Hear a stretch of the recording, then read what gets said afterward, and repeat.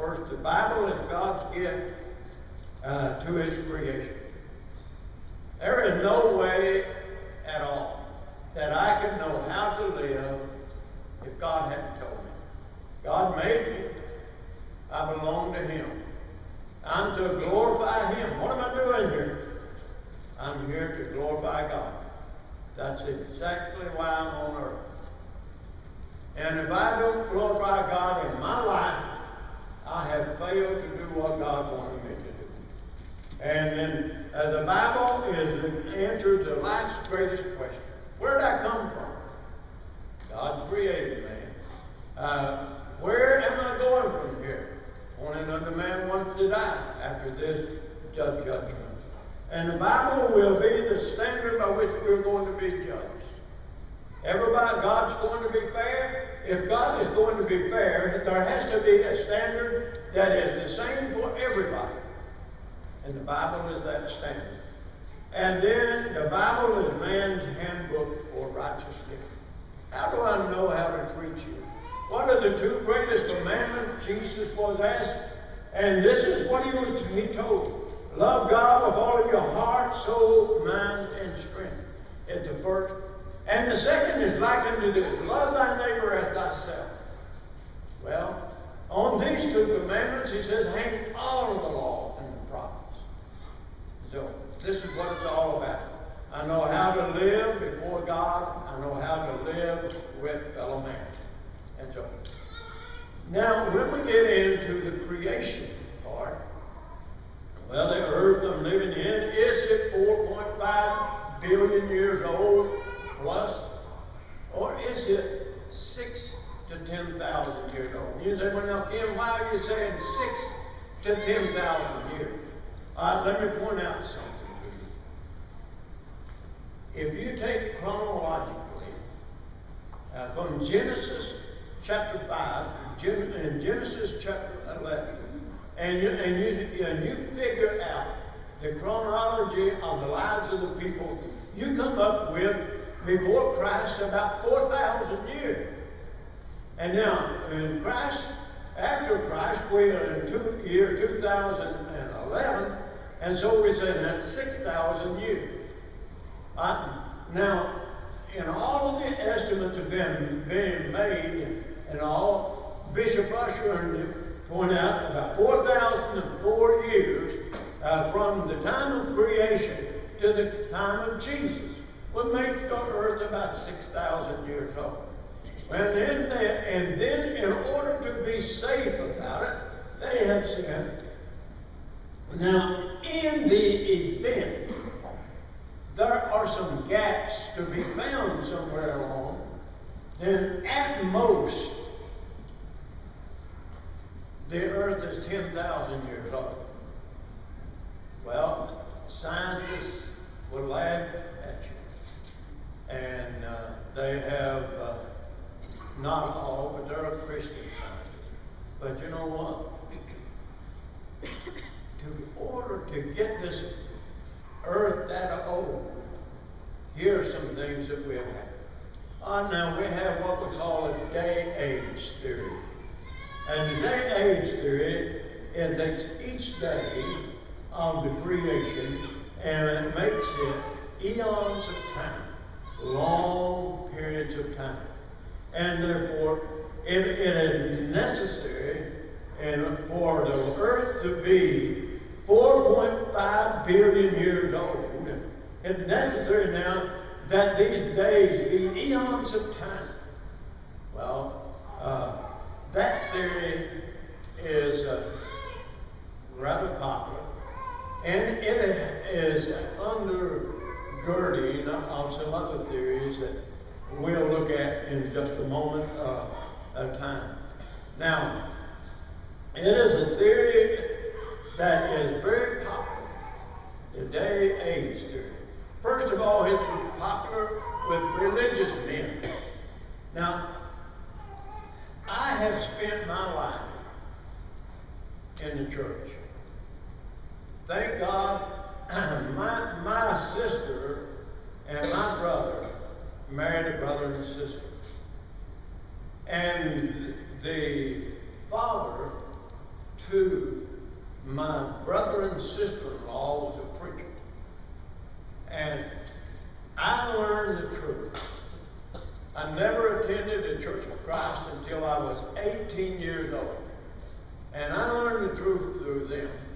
And it was the greatest thing that had happened to me. The second greatest thing that happened to me was meeting my wife, and she agreed to become my companion. And the third greatest thing that happened to me was when God blessed she and I to have two wonderful children that have been a blessing to us and to God as well.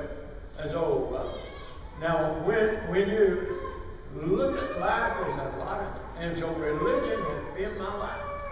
I can count on one hand, and I'm not exaggerating, on one hand the number of church services I have missed, because God has blessed me to have good health. Now, there are some men like Wilbur M. Smith, very noted religious man, who believes the day-age theory. And you read some of his books. Bernard Graham, likewise. Merle Unger.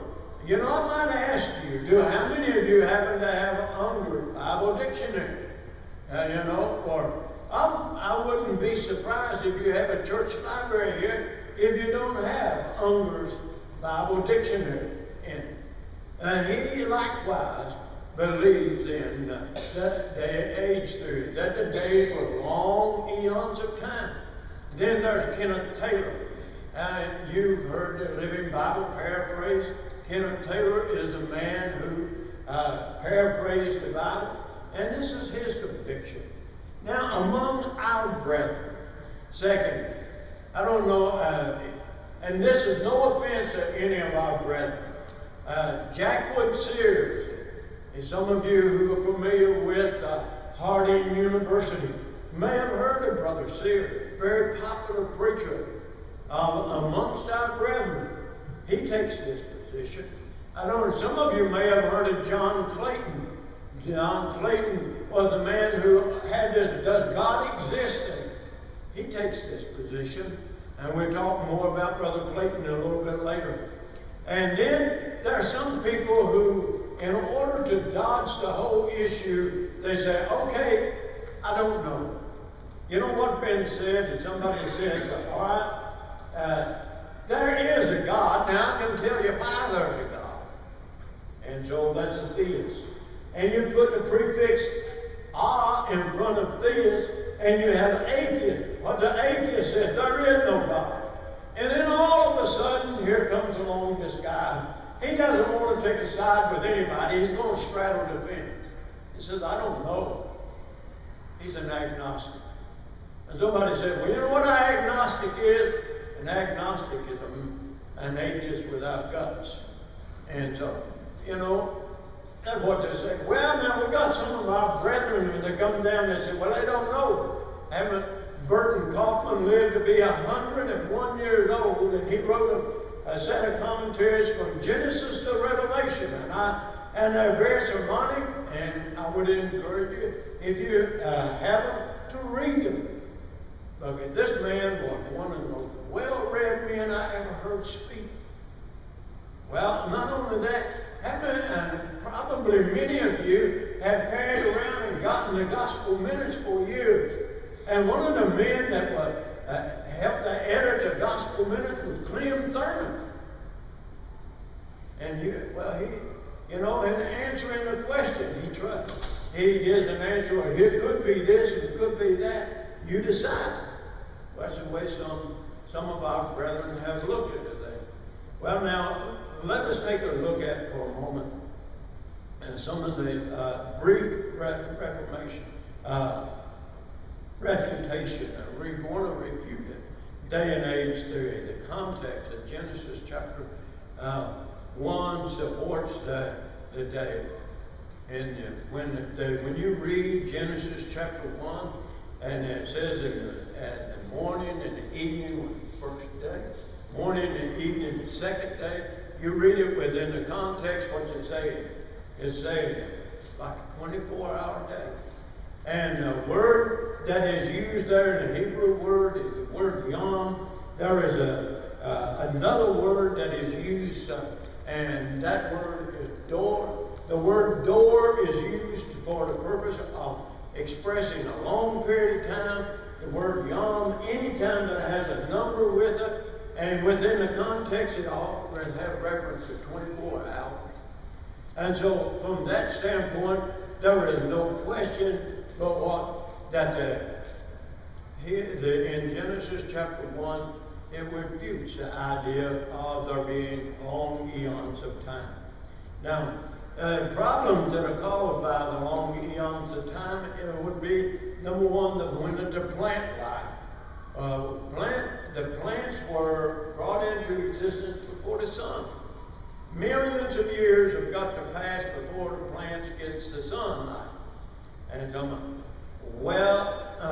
that would create a problem.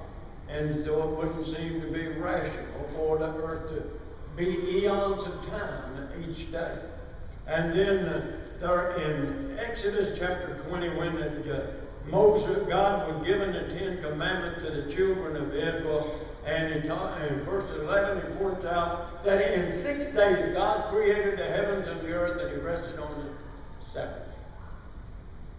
Now, if the days that God created the heavens and the earth were 6 days, he rested on the seventh, then that means that eons of time, those Jews said, okay, I've got to work for 1,000,000 years, 6 million years, before I get to rest 1,000,000 years.